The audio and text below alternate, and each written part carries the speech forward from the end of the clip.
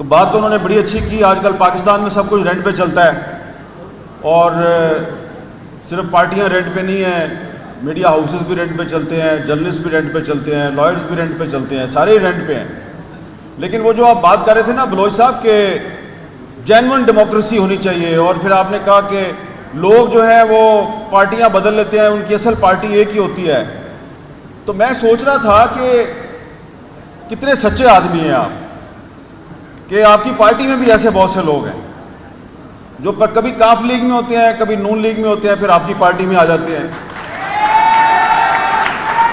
اور نہیں یہ بھائی انہوں نے اچھی بات کی ہے, میں تو اپریشیٹ کر رہا ہوں نا. اور ابھی یہ جو بلوچستان میں نئی حکومت بنی ہے, اس میں جو کیبنٹ آئی ہے, آپ دیکھیں کہ اس کیبنٹ میں جو منسٹر صاحبان ہیں, یہی منسٹر جو ہے اس سے پچھلی حکومت میں بھی منسٹر تھے, وہ اس سے پچھلی حکومت میں بھی منسٹر تھے, اس سے پچھلی حکومت میں بھی منسٹر تھے. اور ان سے جو حلف لیا جن گورنر صاحب نے, وہ پچھلی حکومت میں بھی گورنر تھے, اس سے پچھلی حکومت میں بھی گورنر تھے, اور ان کا تعلق پتہ کس پارٹی سے ہے؟ ثناء اللہ بلوچ کی پارٹی سے. ٹھیک ہے, تو انہوں نے بڑی صحیح نشاندہی کی ہے. یہ جو یہاں سے آواز آئی ہے نا, تو جو پارٹیاں ہیں ان کو چاہیے کہ ایسے لوگ جو ہیں ان کو اپنی صفوں سے نکال دیں, صاف کر دیں. یہ الیکٹیبلز جو ہیں یہ آپ کو خراب کر رہے ہیں, اور میڈیا کو چاہیے کہ وہ اس چیز کو ہائی لائٹ کرے. اور اس وقت صورتحال یہ ہے کہ آپ آسما جہانگیر کانفرنس میں سارے یہاں پہ موجود ہیں, اور ادھر یہ لکھا ہوا ہے کہ democracy is not just about elections, it is about the protection of human rights. تو مجھے آپ یہ بتائیں کہ جس ملک کی عدالتوں کے جج اپنے لیے انصاف مانگنے کے لیے فریادیں کر رہے ہیں, وہ ہیومن رائٹس کو کیسے پروٹیکٹ کریں گے؟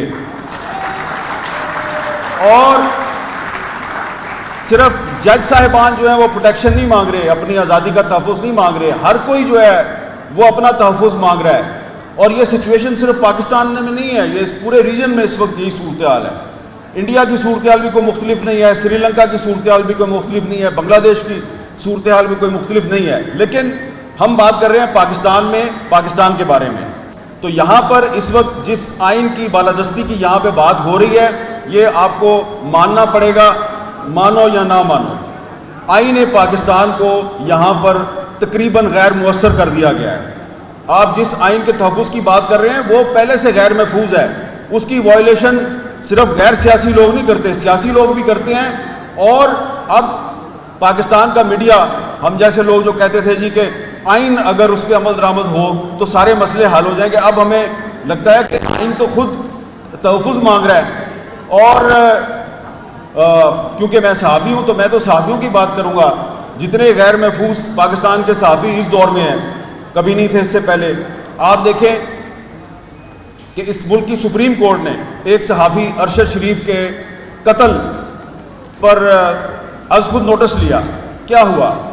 سپریم کورٹ کے چیف جسٹس نے از خود نوٹس لیا, کچھ بھی نہیں ہوا. ایک انکوائری ٹیم کینیا بھیجی, واپس آئی, کچھ نہیں ہوا. پھر ایک اور JIT بنی, اس نے لوگوں سے بیانات لیے, کچھ نہیں ہوا. تو ہمیں یہ لگ رہا ہے کہ پاکستان کے جو صحافی ہیں ان کو اب جرنلزم چھوڑ کے کہا جا رہا ہے تم کرنلزم کرو.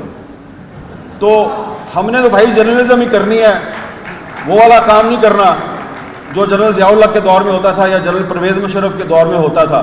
تو اس لیے ابھی جب میں آ رہا تھا تو آنے سے پہلے, کیونکہ کل رات کو آپ نے دیکھا ٹی وی چینلز پہ ایک سینیٹر صاحب نے کہا کہ میں تو جناب 1.5 سال سے کہہ رہا ہوں کہ مجھے کوئی عدالت بلائے تو میں بتاؤں گا کہ ارشد شریف کو کس نے مارا. تو میں نے پھر آج آتے ہوئے اسلام آباد ہائی کورٹ میں پٹیشن دائر کر دی ہے کہ ایک جوڈیشل کمیشن بنائے, اور جس کسی کے پاس بھی کوئی انفارمیشن ہے کہ ارشد شریف کو کس نے مارا وہ اس کمیشن کے سامنے آگے بتائے. تو اب دیکھتے ہیں کہ ارشد شریف کا جو قتل ہے اس کا کوئی ذمہ دار جو ہے وہ سامنے آتا یا نہیں آتا. اور دوسری بات یہ ہے کہ یہاں پہ آگے تقریریں کرنا بڑا آسان ہے, لیکن یہ جو لوگ یہ کانفرنس آرگنائز کرتے ہیں ان کے مسائل کو بھی سمجھیں.